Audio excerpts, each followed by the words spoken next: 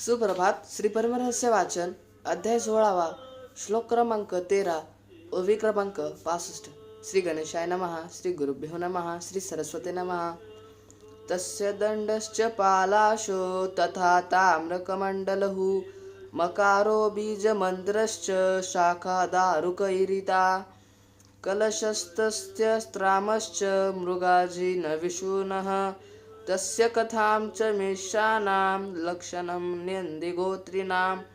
अमलाक्षलिंग अवधारी मृगाजीन खांद्यावरी समीप तांब्याची खापरी तया सत्य शरणासी रुद्राक्षमाळा कंठी शोभती व्याघ्र वाहन तया प्रती जय मरुळ सने करीती मरुळ सिद्धते क्रिया ज्ञान शक्ती धरून भूचरी मुद्रा गुरुचे ध्यान नेत्रवेदी ऐसे सिद्धी जाण तयापासी असे मकार अक्षरी समाधी चर्चिली विभूती ब्रह्मबोधी मस्तकी जटा योग सिद्धी चरणा लागती तयाच्या पाळसाचा दंड हाती ताम्र कलशाची दिव्य तृप्ती कंठ आरस्थती जय या गुरुवर्या ऐसी मरुळ सिद्धी मुनीची भूषणे निरोपली तयाची निरेश निरभिमान अविद्येची वार्ता तेही तेथ नाही.